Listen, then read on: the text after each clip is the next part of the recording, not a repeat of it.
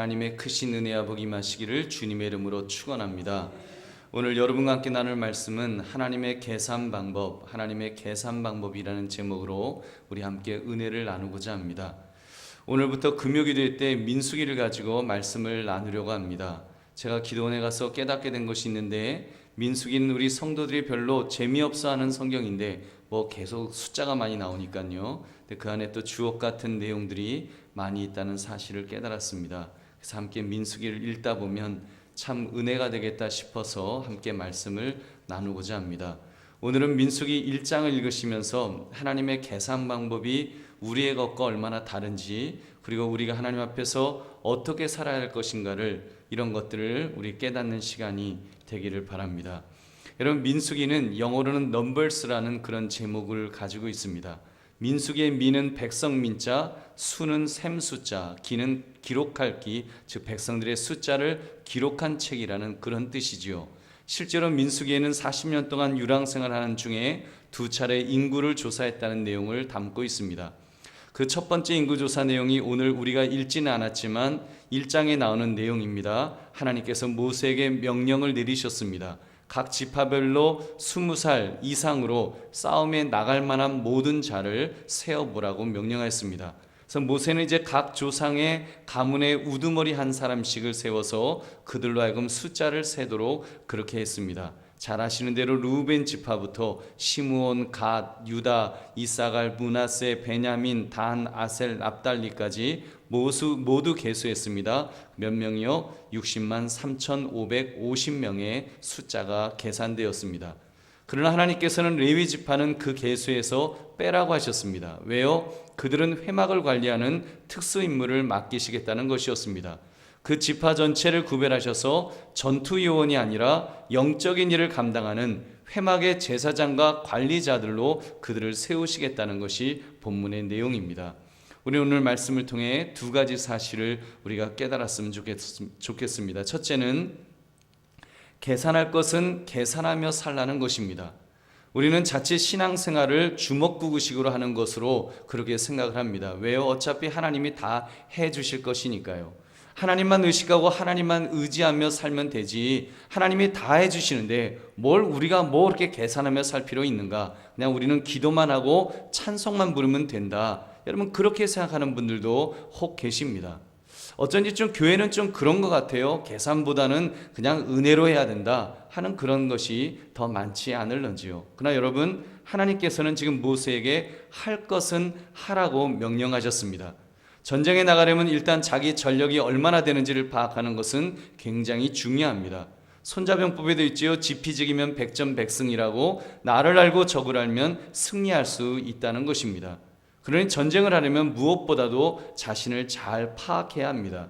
내가 얼마만큼 싸울 수 있는지 그것을 세어보는 것은 대단히 중요합니다. 자기를 파악하는 것 말입니다. 그래서 예수님은 망대를 지을 때도 믿음으로만 지어라, 아무것도 계산해 볼 필요 없다, 그냥 일을 저질러라, 이렇게 명령하지 않으셨습니다. 들어보십시오. 누가복음 14장 28절부터 30절을 보면 예수님 이렇게 말씀하셨습니다. 너희 중에 누가 망대를 세우고자 할진대 자기의 가진 것이 준공하기까지에 족할는지 먼저 앉아 그 비용을 계산하지 아니하겠느냐. 그렇게 아니하여 그 기초만 쌓고 능히 이루지 못하면 보는 자가 다 비웃어 이르되 이 사람이 공사를 시작하고 능히 이루지 못하였다 하리라. 무슨 말씀입니까? 어떤 일을 할 때 예산을 세워서 차근차근 하라는 것입니다. 괜히 거창하게 시작은 했는데 비용을 계산하지 못해서 공사가 중단된다면 비웃음을 당하게 된다는 말씀입니다. 그런 점에서 믿음의 사람도 계산할 것은 계산해야 하는 것입니다. 그래서 예수님은 이렇게 말씀하셨습니다. 마태복음 10장 16절에 너희는 뱀같이 지혜롭고 비둘기같이 순결하라. 어떤 면에서 두 개는 서로 모순되는 이야기입니다. 상충되는 이야기입니다. 여러분, 비둘기같이 순결하려면 뱀같이 지혜로우면 안 되죠. 뱀같이 지혜로우려면 비둘기같이 순결하면 안 되지요. 그런데 우리 예수님 말씀하시기를 믿음의 사람은 당연히 비둘기같이 순결해야 합니다만 또한 뱀처럼 지혜롭게 행동해야 한다라고 말씀하신 것입니다. 사랑하는 성도들이여, 그렇게 볼 때 여러분은 얼마만큼 계산할 것을 계산하며 살고 계시는지요? 우리가 이 땅을 살아가려면 세상적인 지혜가 분명히 필요합니다. 무슨 일을 하든지 지혜롭게 계산할 줄 알아야 합니다. 오늘 당장 우리가 처한 현실에 대해서도, 우리나라가 처한 현실에 대해서도 그렇다고 생각합니다. 대통령 탄핵을 헌재가 인정을 했습니다. 헌정사상 초유의 사태가 그렇게 발생한 것입니다. 어떤 분은 찬성을 하셨을 것이고 어떤 분은 반대를 하셨을 것입니다. 어느 쪽이건 이 사태를 냉철하게 이제 살펴보아야 합니다. 이 시점에서 대한민국이 나아가야 될 방향이 무엇인가, 그것을 지혜롭게 보아야 합니다. 지금은 촛불을 든 사람들이 거봐라 우리가 이겼지 용용 죽겠지 약올라 죽겠지 하면서 그러면 안 될 것입니다. 지금은 태극기를 든 사람들이 나라가 이 꼴이 되었으니 너 죽고 나 죽자 이래서도 안 될 것입니다. 이제는 상상의 길을 찾아야 됩니다. 양쪽 다 신중하게 나라와 민족을 위해서 무엇이 유익한지 계산을 잘 해봐야 되는 것입니다. 무엇이 앞으로 대한민국에 참 유익이 될 것인지 뱀 같은 지혜를 가지고 잘 판단해야 된다는 것입니다. 감정적으로 행동할 때가 아닙니다. 내가 옳다 너가 틀리다 그렇게 이분법적으로 두부 썰듯이 썰면 안 됩니다. 내 생각만 옳다, 내가 옳다고 했던 것만 옳다 이렇게 주장하면 안 될 것입니다. 지금은 감정이 아니라 이성적으로 어떻게 이 나라가 가야 할지 그 방향을 찾아야 합니다. 정치인들의 선동이 아니라 스스로 판단할 수 있도록 자신을 돌아봐야 합니다. 정말 그런 지혜가 필요한 때인 줄로 믿습니다. 여러분, 교회일도 마찬가지입니다. 앞으로 교회 임직자를 선거할 때 내가 좋아하는 사람 이런 것이 아니라 아무개를 뽑아주는 것이 교회에 어떤 유익이 있는지 어떤 의미가 있는지 그것을 먼저 보아야 합니다.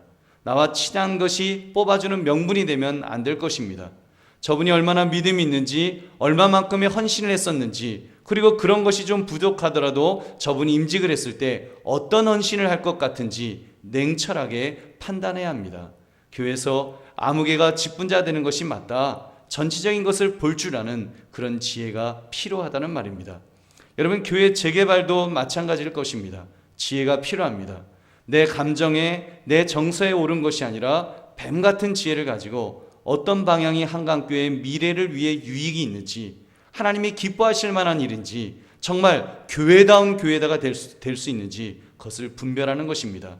그것을 분별하기 위해서 정말 지혜를 구해야 할 때입니다. 하나님께서 그런 지혜를 가지기를 여러분 우리들에게 원하시고 계실 것입니다. 여러분 생각해 보십시오. 하나님의 관점에서 인구조사, 여러분 이 명령 사실 할 필요가 있으셨을까요? 여러분 우리의 머리카락까지도 하나님 다 세신 바 되셨다고 그러셨는데 여러분 그까지 몇십만 명 숫자를 셀 줄 몰라서 이스라엘 백성들에게 지금 그렇게 모세에게 숫자를 세라 명령하신 것일까요? 아닙니다. 하나님을 위해서 명령하신 것이 아닙니다. 이스라엘 백성들을 위하여 그렇게 해주신 것입니다.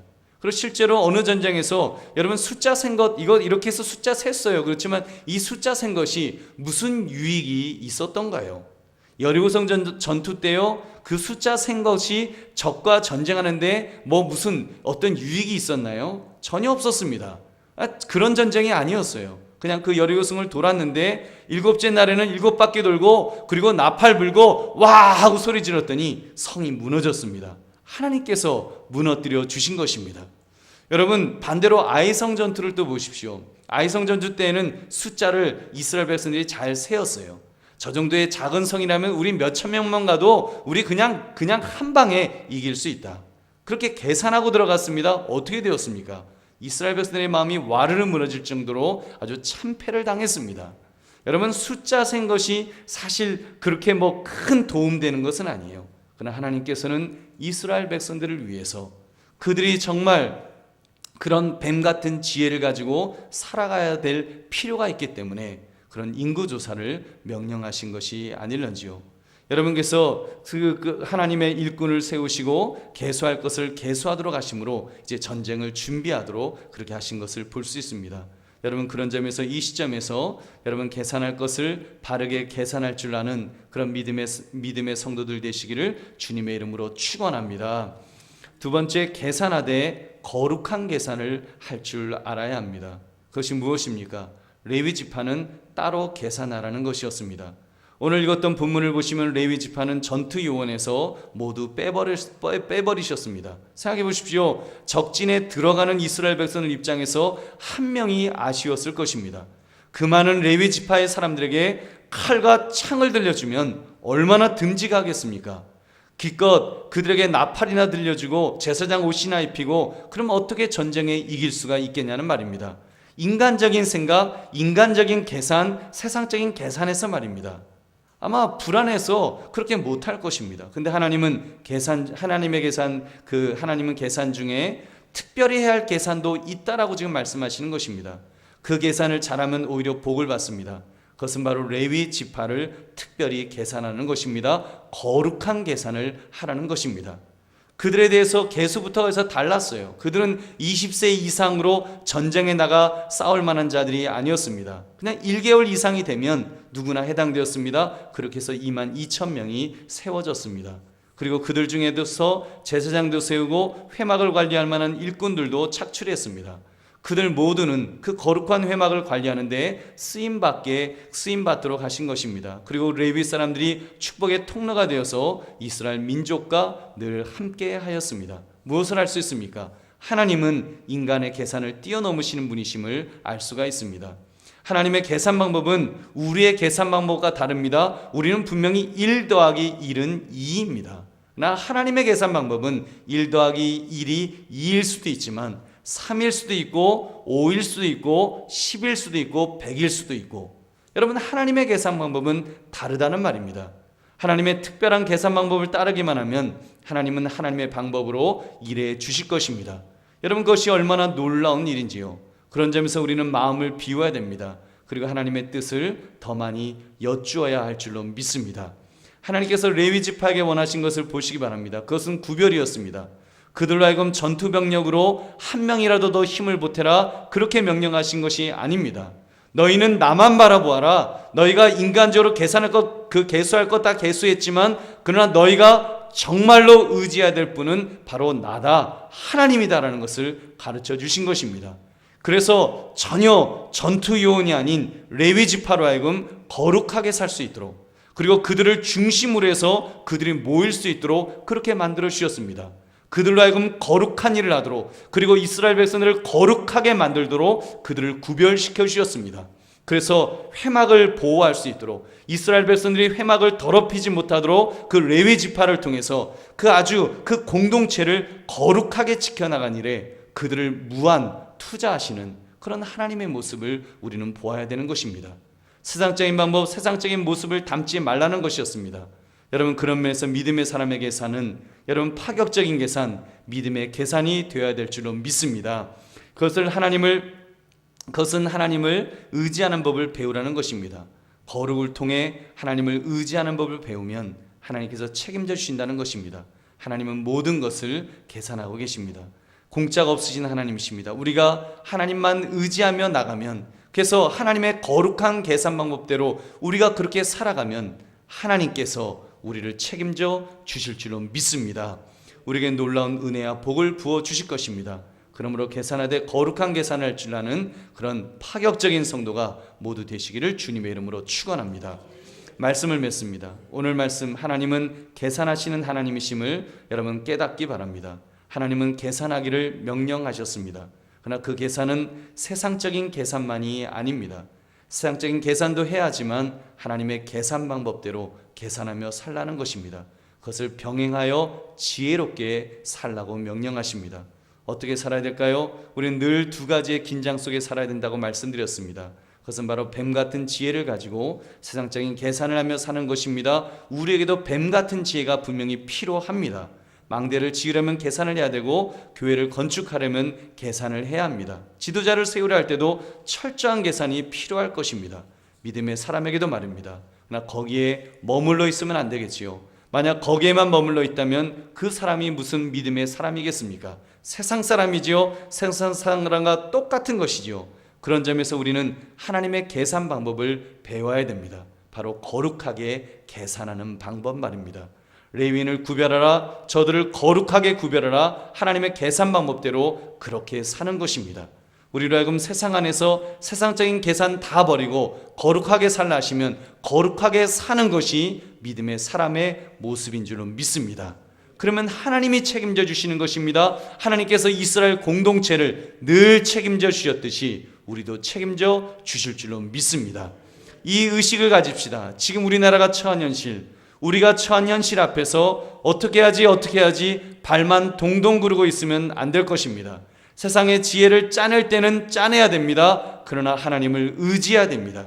그리고 하나님의 뜻을 구해야 됩니다. 사람이 계획하지만 이를 이루시는 분은 하나님이심을 믿고 정말 하나님을 붙드는 것입니다.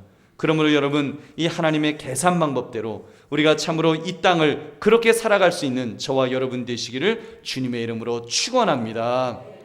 우리 함께 기도하겠습니다. 오늘 말씀 생각하시면서 우리 함께 기도하시는데 우리 찬송 한 장 부르고 우리 함께 기도할까요?